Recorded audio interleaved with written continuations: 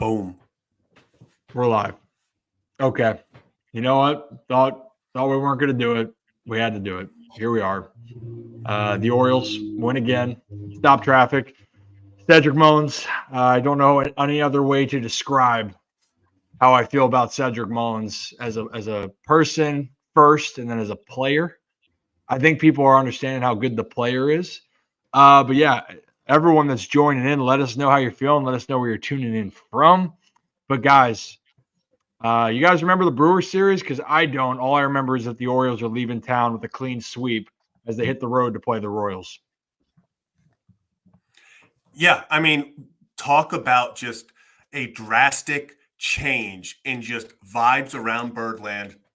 Really from the seventh inning of game 3 against the Brewers, it's looking like, oh man, here it comes. Orioles are going to get swept for the first time in the regular season in 95 opportunities. And then here we are 4 games later, 4-game win streak. Offense off the rails the past 2 games. Today, this is what's that part about Oriole Magic where it's every day there's a different star? Albert Suarez, take a bow. First off, what a story. That's one of those things where you just think about, round of applause. This is one of those things where you look at it and you're like, baseball is so freaking cool. Hasn't pitched in the majors in 7 years now, since 2017. He's been pitching in Japan and Korea, signs with the Orioles last November-ish, last fall, comes in when they need him the most because Tyler Wells with elbow inflammation goes on the IL. What does he do? 5 2/3 scoreless innings. Just absolutely love it. You know that Gunnar Henderson guy, guys. He might be a little good at baseball. Do we know yet? I think he has a lot of potential. I think he might be. Thoughts, Rip? I don't see it. I didn't see it when Juan Soto was my teammate in the minors back, many years ago. It feels like. It's funny, and maybe I always like to. I don't mean to troll in a bad way, right? But I mean to troll to remind people when we talk about stuff in the past. I think there's a pretty good pulse on it. And for those who didn't know the Gunnar Henderson story with me, I have been around 2 players in professional baseball. I started my career at the Washington Nationals, and when Juan Soto was 17, he came over to America for the first time. And Bryce Harper's in the big leagues, Ryan Zimmerman's in the big leagues, Jason Ward, like talented, guys that are already up there in the bigs. And someone came over to us in instructional league in Florida and went, "Hey, you see that kid over there?" Pointing to Juan. Goes, "That's our best hitter in the organization." And we're like, "Oh, like in the minors?" They go, "No, the entire organization, including the bigs." And we're like, "That's just a load of shit," right? Turned out they were spot on, and being teammates and seeing it, you went, "You're different." Who's number 2 that's been different in my eyes, guys? You guys probably know where I'm going with this. Gunnar Henderson. And so when I was with Gunnar down in spring training and got to see him before he made his rise up to the minors, it just had the same feeling that I had with Juan Soto, how it came off his bat, how he played the game. And ipso facto, you're seeing a guy. I said when he got called up in 22, I said 5 years. I was wrong about that to be an MVP. I think he was going to do it within his first 2 years. And right now, guys, safe to say he is right in the thick of that. It's early. It's way overreaction early on the MVPs. But Gunnar Henderson is doing everything we thought he'd be doing so far. Yeah, and I wanted to give us a little eyes, in person, on ground zero reaction. Boots on the ground. Boots on the ground. Oh, yeah. How's it going? Does it get better than that? Does it? No. Who's got it better than us? Nope. No voice. I lost my mind. I don't know what day it is. I don't know what time it is. But that's a sweep. Yeah, that was what, and Jason, I'm not sure if you have seen the video, the call by Kevin Brown yet, but Kevin Brown, as the pitcher's winding up, goes, surprisingly, Cedric Mullins has never hit a walk-off home run in his career. crack of the bat, he says, until now. One of the greatest. That was one of the, I get chills talking about it. I literally have chills up my arm right now. Unreal. Well, Cedric freaking Mullins. I don't know if you saw, I tweeted probably, it was an inning earlier. Kevin Brown got the magic from the Oriole bird during the pitching change. So go look at that. Yeah. The script. Oriole bird had the script. Said, hey, Kevin, coming up ninth inning. Said he's going yard because you know what? Has anyone ever been able to escape that man? I don't think so. Never. Unreal. Hey, you know what's Jason, where was I going to go with this? My mind's blanking, but guess what's not? You know why my mind was blanking? Because I couldn't remember what happened 4 days before when the Orioles were playing the Milwaukee Brewers, or 5 days. And I think that's just the context of it with this team. You're seeing it. This is why the Orioles look to build off a 2023 season, right? Because who the heck cares what happened before? You know what's crazy? The Orioles are going to leave town having won 4 of their 6 games and stop traffic. They're right where they need to be so far in April. It's pretty neat. Yeah. Actually, the Orioles are literally waiting to leave town. So, waiting for the boys. We'll see what happens. But holy shirts and pants. What a game. Anyone else worried? I mean, last night, even after the game, I asked if people were worried, and people were still worried because I guess people like to worry. But are we still worried about the 2024 Orioles? I think they're going to be just fine. You know what? Currently, it's. Go ahead, Zach. I was going to say I guess because the Yankees game hasn't started yet, the currently tied for first Baltimore Orioles, and man, it's one of those things you would have thought. A few days ago, sky was falling in Birdland. The O's were getting blown out back-to-back games. People were asking, does this team have it? Are we going to see them take that step? Can they win games that they don't have Corbin Burnes or Grayson Rodriguez on the mound for? And what ends up happening? They just find a way. And isn't that all we can ask from these boys? Last year, the Rays started 13-0. I see a lot of people saying, but the Yankees. Oh, we got Yankees currently down 2-0. Love that update, Sean. It's one of those things where baseball's a marathon. We watched the 13-0 Rays last year, and everyone handed them the AL East title after 2 weeks. And then we saw how it ended. This is always going to be a marathon, and man, do I want to have the 2024 Baltimore Orioles in my corner during this marathon, because they are going to win these type of games that make you say, holy shirts and pants, how the hell did we just do that? By the way, that preseason Gunnar MVP bet, I think it looks pretty good right now. Looking really good. Yeah, let's talk about that for a second. What is it now? Gunner's 3 home runs in how many days? It's just unreal. Cedric Mullins, 9-game hit streak. There were people worried about them 10 days ago. They were saying they were slumping. They weren't gonna, play well. Should we call someone else up? Is Cedric the future in Birdland at center field? But the thing I want to talk about, and they even talked about it on the Masson broadcast when they interviewed Cedric at the end, how poetic is it that this series, first inning of this series, started with one of the greatest catches you will ever see by Cedric Mullins to save a run. And how does it end? Cedric Mullins putting it one onto the flag court to send the Orioles home victorious with the brooms.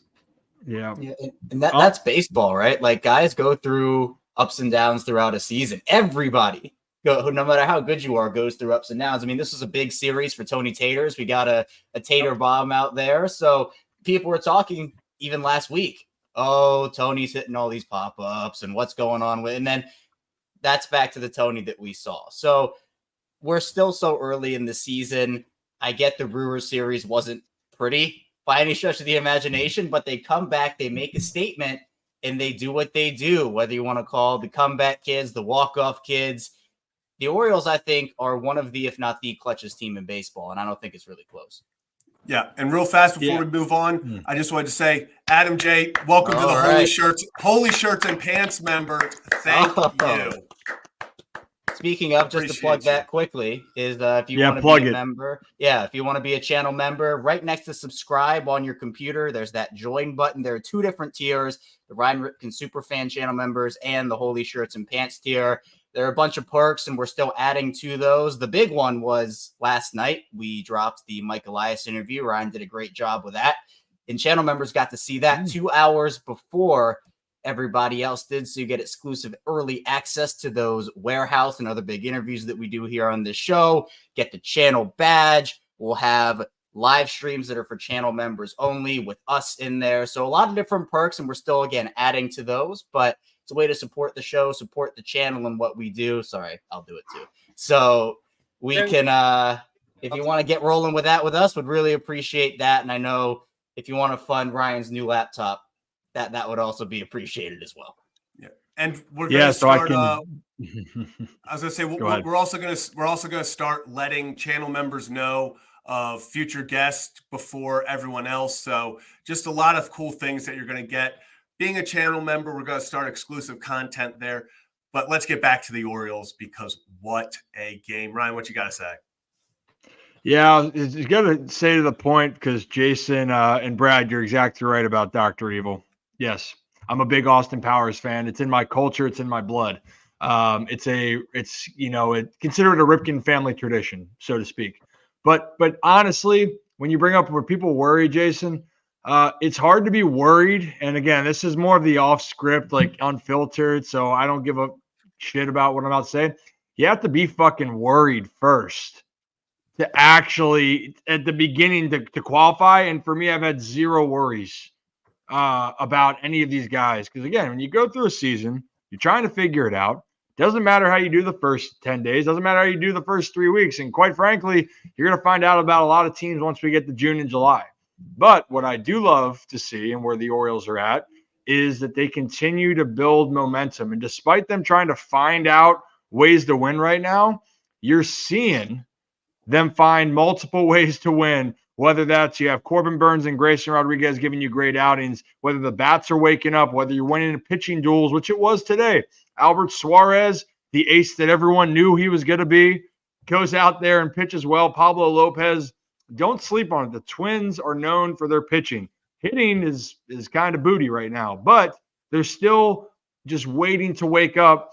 And it was a close game. It was a tight game. They're not trying to get swept out of Baltimore. But the thing that people have to remember, and we talked about it so many times, you can't quantify certain players and what they can bring to the team. Cedric Mullins is one of those guys. And actually, I did this breakdown of Cedric, and you brought up my laptop. My laptop is about 11 years old. Eventually here, going to try to replace it so I can do more and more breakdowns for the squad here. But this was a breakdown I just did of me talking about Ced. And there's the main thing I want you guys to focus on that I think Ced has, and it is one word. It's 2 words, I guess. It's called it factor. So here it is. In big moments, this dude has the it factor. You need a home run robbed? He's got it. You need a big hit? He's got it. You want to hit for the cycle at Camden Yards? Well, this guy can do it too. Unbelievable swing, great moment. And this, honestly, for me, was a moment in Birdland of ever going, well, hey, finally, we believe this 2023 Orioles team is different. This 2023 Orioles team is making some noise, and a big reason was because of Cedric Mullins. His leadership, his ability to be a stable force even when he's not himself. When Cedric Mullins is on, he can be just as good as any outfielder out there. Yeah, so I mean what I said. And honestly, you want to go watch that breakdown? We're going to have to do another breakdown because Ced is just so caliente right now. It's hot in Spanish. It's what my teammates taught me, I guess. But what you're seeing is a guy that when he's on his game, he's one of the best. Cedric Mullins literally did everything that you would want from a player in a span of 3 games, right? Yeah. And he's not the guy that gets talked about a lot. And that's just how talented this team is. So just keep that perspective. It's a new guy stepping up. And I guess the new preview we're going to have to do, Zach, Kevin, Jason, is Ryan O'Hearn. Because, woo, baby, that dude loves to damage the baseball, and I love the hitter he's become since he's come to Baltimore. I'm really happy for him too. And yeah, I remember all saying, O'Hearn's just a piece. We can move on from him. Not so fast. You don't think Not so O'Hearn isn't hearing what people are thinking? I'm seeing a guy that finally had a change of scenery and has found his place. And ideally, then he found his place on the best team in the American League. And I only think that's going to continue the rest of the year. I mean, it's Ryan O'Hearn, and the O stands for, oh my God, all he does is hit. And it's true. There's a reason you cannot take Ryan O'Hearn out of the lineup. There's a reason when a right-handed pitcher is on the mound, you are going to see him in the lineup, whether it is at first, whether it is DHing, or whether they put him in right field. Had an interesting, to say the least, play there earlier today. Makes up for it with a really nice play later on in the game. But one real quick thing I want to say, Suarez, a little thing on him. Hyde said post-game that he sees Suarez getting some more opportunities to start for this team. And I mean, why wouldn't he? What did he show today that would tell you that he doesn't deserve another opportunity? Because it wasn't like, oh, he was getting hard contact, but they were staying in the yard. They were making stuff happen. No, he was dominating. That run on the fastball was full in hitters. He was incorporating his off speed. He was getting guys off balance. He was striking guys out. Ryan stretching, he's so hyped up over Albert Suarez. I mean, this is what the Orioles do to people. It gets you so hyped up you have to do squats mid post-game live stream. I mean, it's just incredible what the Orioles are doing. And it is, I think, something Kevin Brown and Ben McDonald talked about today on the Masson stream was so important. They said, yes, other teams might have a more high-powered 1 through 3, 1 through 4. It's not many of them, but some teams may have a better, 1 through 3. But you would be wrong if you think there is a team with 1 through 13. I'm going to say 1 through 13 because the bench on the Orioles is incredible. The depth they have is unreal. There is no better 1 through 13 in Major League Baseball than the Baltimore Orioles. And we were also talking about, too, especially with the pitching, it's like, okay, who's it going to be if one of these other guys were to go down? Obviously, with Bradish and Means, you're waiting for them to come back. But if a guy like Wells were to go down like he did, okay, is Povich going to come up? Is McDermott? Like, who are these guys? Then you have Suarez just come up, and it's just the depth that they have. We talked about, they're 7 deep with Wells and Irving. Well, okay, you have Povich in the minors. You have McDermott in the minors. Obviously, you can bring up a guy like Suarez, and he can do what he can do. I mean, once guys like Bradish and Means get healthy, we know their rotation is already super solid, but it's a full season. Injuries are bound to happen. Injuries happen to every MLB club. They happen to every professional sports team. It's not just baseball. And you have to have quality depth in order to get through those stretches. And to me, the Orioles showed today that, it doesn't have to be your ace every single time like a Corbin Burns or a Grayson Rodriguez going out there. You can get these performances from guys who, no one would have thought would have had a performance like that. And that's, you mentioned at the beginning, Zach, is what makes baseball so cool. Yeah. Yeah, the one thing I was seeing last night online a lot was people were worried about anyone past Grayson and Corbin and then the middle part of the bullpen. That's what people seem to be the most worried about right now. I saw other people say stuff, but that's the consensus. And again, if that's your opinion, you're entitled to it. But they keep getting it done, and I don't know what else you want from them, but then to keep doing what they're doing and winning games, and they happen to get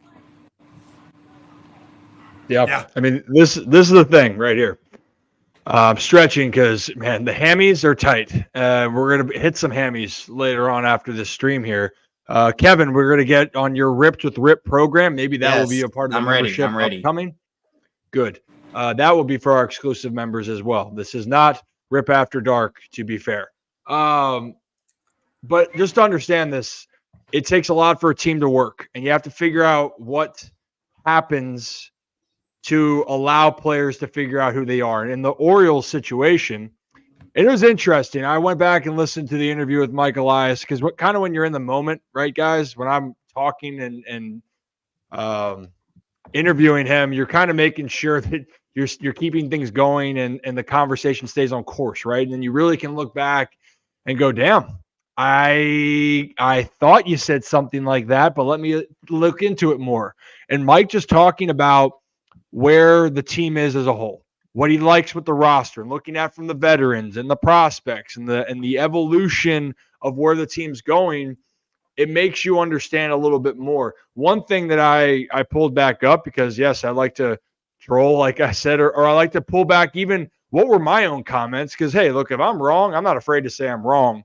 But I was curious. I did a video about Craig Kimbrell in December, and I thought it was going to be a great move for the Orioles because I think the Orioles just needed a veteran presence at the end of the bullpen. He was top 10 in stuff last year. Everything I watched on him, there's no reason that he wouldn't do that. But the biggest thing is he takes pressure off of Cano to do what he needs to do. Cano was fantastic in the 8th inning tonight, and I think that's a great role for him. And for some of these other Oriole pitchers, when you don't have to go out and make a move yet, you don't have to go, like, there's no reason to. And for the Orioles bullpen, you might not like it, but they've done a great job.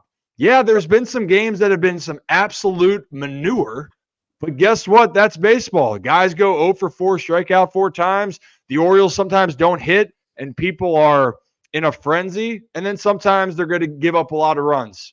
That's just baseball for you. But the good teams will right the ship, and each time the Orioles had to make an adjustment, they did. The pitching got back on track. The bats woke up, and then today with the pitching duel, you were able to scratch and claw your way to a victory. So just all of that together is just tremendous. And you're right, Zach. Elias even said right there, he thinks there's 13 starters on this team for the Orioles right now, but they can only play 9 of them and all the talent in the minors. And by the way, we're going to release more. If you missed the interview, go watch it on YouTube. We're going to have some more if you guys don't want to watch the 30 minutes, but I recommend if you like baseball and you like figuring out a little bit more about Mike Elias as a person, because he's a really fun, interactive guy. Also uses words that when he described my hot dog eating as the main course or entree, I don't think I've ever heard a hot dog being described in that manner. And I will forgive him for giving me one of the biggest backhanded looks about my hot dog choice as a child. And I still would now. But anyway, I digress. But how about this? I would say real quick, can we because you're talking about this with the pitching and the bullpen, but just I can't not bring up the Jackson Holliday stuff because again, people still I'm hearing it in the stadium and I'm seeing it online. Get the glasses on for this one. I'm seeing to send him back down. And here's the reality. That's no one wants to hear this because this is the guy. This is the top prospect. The Orioles are so good, they don't need him to be good right now. And he's not gonna face Kenley Jansen in AAA. He's just not. Yeah. So he's got to be facing these guys often, early, and it's just not going to happen if you send him back down to get his mind right. There's nowhere you're going to get major league pitching like in the major leagues, and I'm just saying. So, Jason, you said that point right there. There is actually, we're going to release this video. We had a specific conversation about this. Like, it rings in my head, glasses off.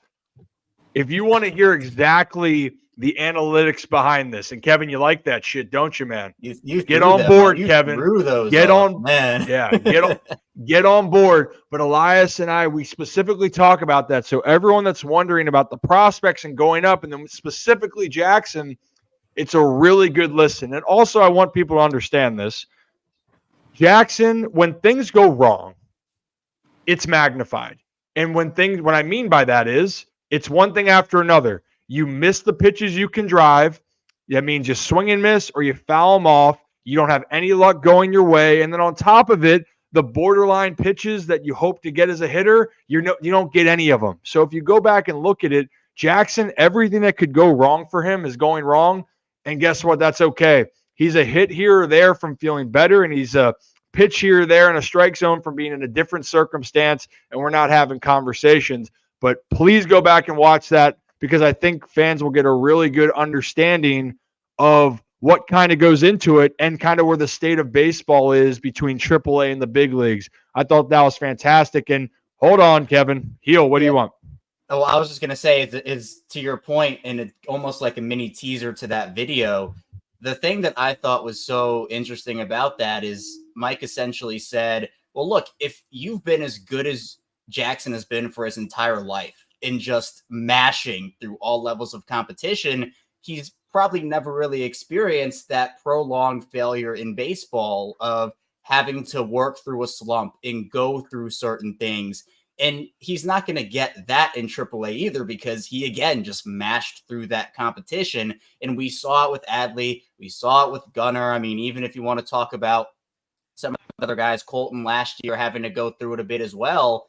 I mean, these guys need to get up there and fail a little bit before they reach what we know they can be. So that was another really interesting part of that interview, because I thought that was really good insight from Mike in just saying, well, it's not all going to be sunshine and rainbows early, especially to Jason's point. Like, there's not MLB pitching for the most part. In fact, barely any in the minors. Like, you're not going to get that anywhere else. You have to go up there, fail, and learn. And look, I have no doubt Jackson's going to be one heck of a ball player. I know his stats don't look great right now. We got a hold of one. You got a hold of one today. We were close. Happening. We were close. So it's getting there. Each at bat is more experience, and that to me is a step in the right direction. Exactly. And just like we are adding subscribers, by the way, thank you very much. And that's another Holy Shirts and Pants. That's another Holy Shirts and Pants.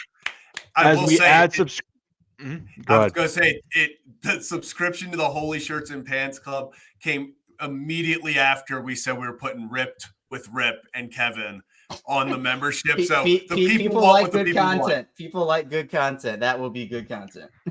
So just like we're adding subscribers, which we greatly appreciate, and hit that like and subscribe button as well on the way, Jackson Holliday is going to add some hits to his MLB career, and it's going to continue on for the season. I put out this tweet here because this was perspective for people, and I think it's a great point. I tweeted it out, but I know it by memory because I wrote it. Perspective. The Orioles had a rookie in 1982 that was really struggling. And actually on opening day, he kind of figured everything out, right? He was 3 for 5, hit a home run. He thought his shit didn't stink. And then he proceeded to go 4 for his next 55 and was going into the month of May hitting a very cool 117. That player then ended up staying in the big leagues, ended up winning Rookie of the Year, won 2 MVPs, and had a devilishly handsome son with some questionable but very stylish glasses, born in 93, and the rest was history for him. So it turned out well. So my point with Jackson, when you look at the age, and by the way, that player in 1982 was 21 turning 22. So Jackson is 20 years old. Carl, yeah, Carl. Yeah. Carl. Calvin. Yeah, one of those two. Caliente. Yeah. Ooh. No, Kevin. Cali. He's not. You said yeah first. You said yeah first. Kevin.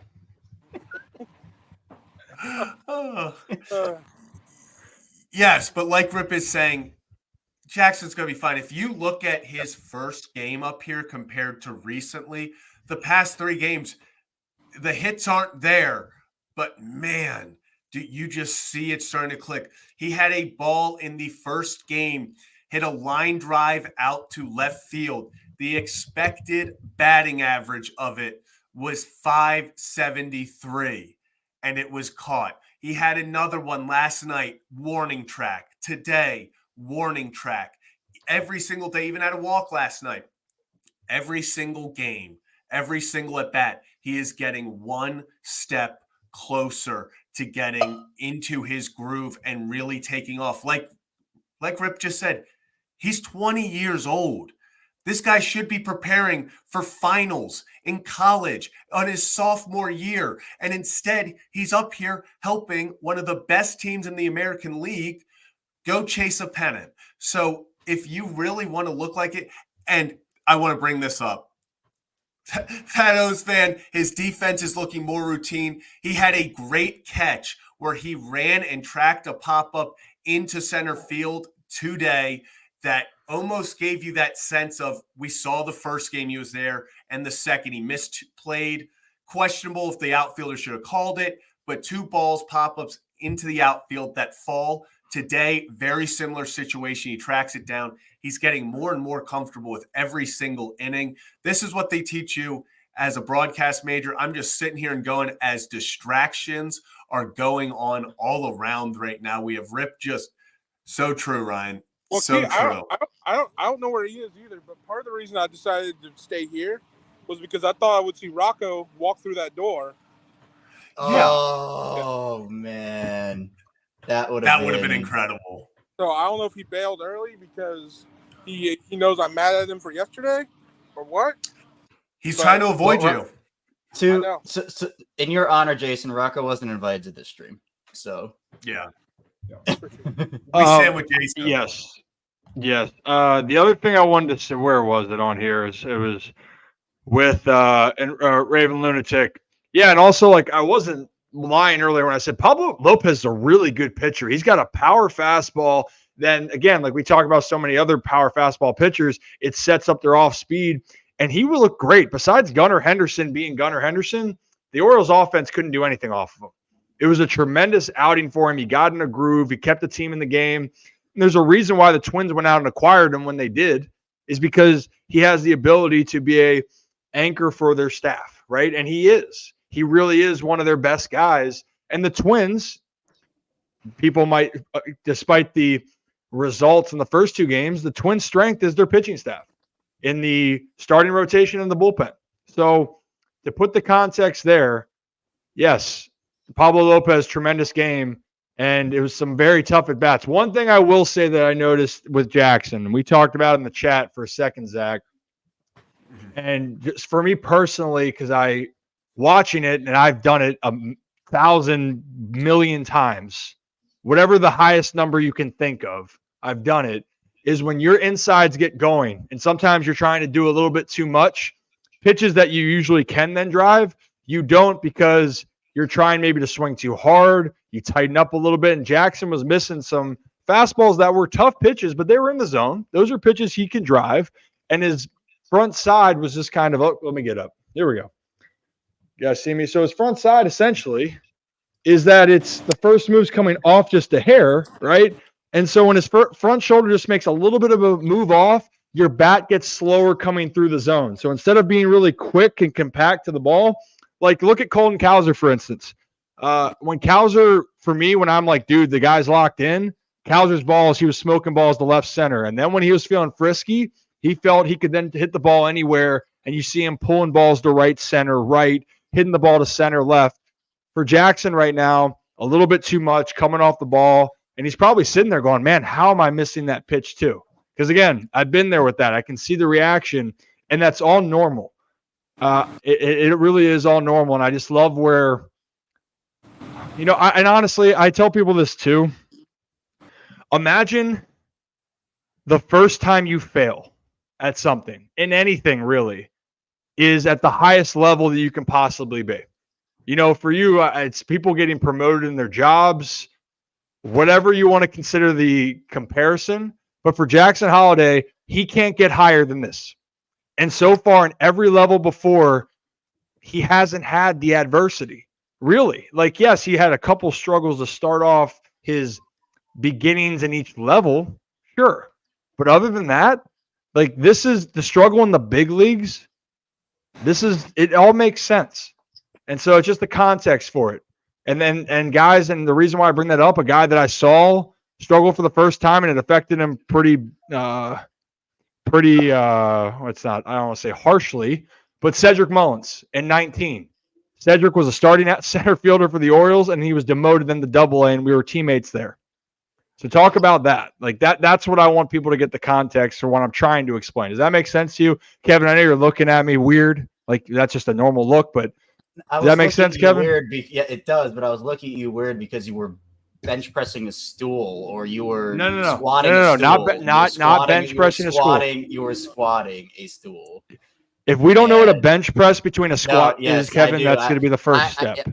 I was calling our draft, our thing we're doing for the draft on Thursday, which by the way you should tune into. I was calling it a pre-draft show to people, and I was like, wait, no, it's not. It's just the regular draft show. Like, what am I talking? So yes, sleep is very few and far in between. So it's not a bench press, it's a squat, but it does make sense because with Jackson, he's a player that he has all this talent and this potential, but he's not just automatically going to be the best version of himself day one coming into the bigs. I mean, there are ups and downs, as I talked about earlier, that every player goes through, and that's no exception for Jackson. So I'm not worried about it. As we talked about, he's getting a hold of some balls now. As we talked about also, the defense is coming along. It's just a matter of him getting comfortable at this level, the highest level of baseball. So you got good form there, Ryan. You got good. Fantastic form. I'm trying to warm up. The reason why overhead, trying to warm up my back too, Kevin. That's why it's like the overhead. We have a lot of Kevin comments in here. I'm just going to pull them up, but the one I want to talk about is Spirit Bomb here. I got this to my list. Kevin Oswater. That's great. That's a good one. That's incredible. But yeah, I know we obviously we're going to keep it a little bit shorter on the stream this time because it's a middle of the day stream, but how can you not feel great about where the Orioles are right now? 4-game win streak going up against a feisty Kansas City team this weekend. I mean, we saw already against them, Orioles kind of stole a series 2 out of 3. So you're feeling a lot better heading into that series on a 4-game win streak. Boys are hot right now.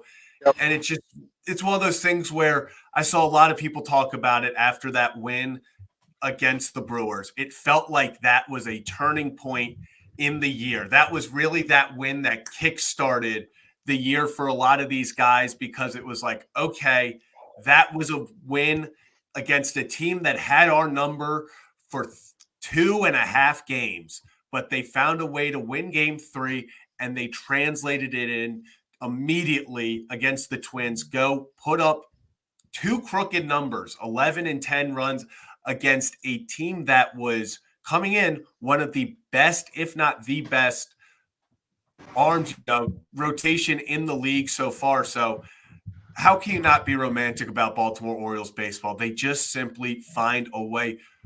Burns versus Reagans, yeah, that's going to be incredible. I hope the Orioles can get a little bit more luck off of Reagans this time, but another guy that's just absolutely a stud. Burns Reagans round 2. Yep. It's what you live for as a baseball fan, these type of matchups. So I'm going to get I know I'll be tuning in with my popcorn. Kevin will be tuning in with his sauceless salad. That's right. I actually had one the other day, Jason. It was delicious. Got some chicken in there, got some corn in there, some tomatoes, some avocado. I think, those like little chip strip thingies, like those were in there, but no sauce / dressing. So Sauce. Yes. Also, go ahead. I just want to address something because I've seen a few comments about it. It's now coming out, and it's with Austin Hayes. Austin Hayes has supposedly been pretty sick the entire season. He's been dealing with something. He's lost 10 pounds since the beginning of the season. So before we all jump ship on Austin Hayes and we're like, this guy sucks, he's not good, let him get healthy. He is not healthy right now. He is clearly dealing with something. He's losing weight. Once he gets back into doing what he's able to do and healthy and feeling like himself, then I think we start to turn this around for him. So I'm not worried about Hayes, especially when that came out that he's been dealing with stuff. That's why he's not in the lineup a lot recently. Obviously, you have Colton Cowser going off, so it makes it harder for him to get in that starting lineup. But Hayes is going to get healthier. He's going to beat this illness, and then we are going to hopefully see the Austin Hayes that we're all accustomed to seeing over the past 2 years, where he was an all-star last year. He's one of those guys that when Austin Hayes is hot, he has carried this offense at times. So I'm not worried, especially with the depth the Orioles have. They have the ability to let him rest up, get healthy, and then when he's ready to come back and truly be healthy and contribute, he's going to pick up where he left off last year. Also, just saw someone say cheers from Alaska. Robo Wrestler. God, eating lunch in my car, hide from all responsibilities. Let's go, O's. Cheers in Alaska, baby. We're covering all across the U.S., all the way from Maryland to Alaska. You love to see it. Yeah, and I also want to pull up this, guys. It's not as weird as you think it is. It's not as weird as you think it is. No, your take wasn't weird. It's the fact you call it sauce. Yes, right. What? Well, Dressing, Kevin. yeah. Well, I corrected myself at the end. So Okay. Did you, or did we have to correct you for it? I think I caught it. I know everybody jumped on me for it, so I think it might have been a close call. But yeah. Yeah. There's a lot of things, Kevin, I would like to say to you. But we'll leave it at that. Dark, though. Well, hey, listen real quickly for everyone out there. If you're new to the channel, hit that like and subscribe button. Ryan Ripken Show Impromptu. We do this whenever we think it's necessary. But usually we do the Ryan Ripken Show on Mondays, Thursdays, Sundays. Matt, Hawaii, representing Bird Nation, is electric. Thank you for tuning in out there. But in general, we do the live shows Mondays, Thursdays, and Sundays. And so, for example, tomorrow, Thursday, we have a show lined up. We have a guest lined up. And maybe another guest in the works. We put that out to our members so they can see. We also ask for the feedback. We will do even some exclusive live chat with our members moving forward. We're all brand new to this, but what we're trying to do, at least what we've got a hang of, is realizing how much the community cares about the Orioles, how much the community cares about sports. And we also have a Discord, by the way. So join the Discord. Like, we have a lot of people that are buzzing about any sport you want. And when we get further into the summer and we move towards the fall, we'll talk about the other sports. I remind people, but I promise, even when we talk about other sports, we are going to make sure that we continue to give you the Orioles coverage that you guys want. We promise you that. But what time tomorrow? It'll be 4 p.m. is usually going to be our kickoff, tip-off, whatever you want to consider it. Mostly, so, also because of our guests. So, letting you guys know right now, not going to miss this guest/guests. So we will keep that, you guys, in loop. And just to clear the rumors, I was just pulling that up too. Is the guest Rocco? He is a recurring guest. That is a good guess. It's a fantastic guess. Every time you see me turn around, it's because that door opens. It's still not Rocco. So he must be slacking. I think he might see you when he's just hiding and waiting until you leave. Yeah, I don't know what he's doing. Yeah. Also, my computer is about to also die, so I put the Discord link from the Locked On Ravens account in the chat. So. Yep. Should I do an Ollie squat before we get out of here? Yeah, I think that's how we end it. Ollie squat to take us home, just like Cedric putting the team on his back in the 9th inning. And again, last thing too, we will do a Orioles preview tomorrow. We'll go around looking at the American League East, state of the American League East. We just had a state of the Orioles with Mike Elias, where we're going to have some brand new videos coming out really right after this stream's done. So stop traffic, whatever you want to do, and go check out those videos. We promise. And then we have a lot going on moving forward. So we appreciate you guys. Hit the like and subscribe button. And we're about to be at 8,000 subscribers on YouTube, which I tell people, this was something that we didn't know, or personally, Brad and I started this off initially. We've grown the team since then, and it's really been a lot of fun. And the fun, really exciting thing for me is we haven't scratched the surface of what we can continue to provide for you. So again, we like to keep it loose and light and give you insight from a different perspective, or at least more of an insider perspective, while also keeping it, we'd like to think we keep it pretty even keeled, as far as we're not going to freak out if the team plays bad, and we're not going to, we might get overexcited when they play well, but it's always being positive, good vibes. Let me get Ollie for the Ollie squad, and we'll get on out of here. Guys, guys Yeah. if you want me to replace Rocco full time, you got to get it to 100 because he's skydiving and he's surely not going to make it. Yeah, yeah, that is true. At 100,000 subscribers, me and Rocco are jumping out of a plane because I don't know why we honestly made that a thing, but yeah, we will be jumping out of a He plane. barely survived the one chip challenge.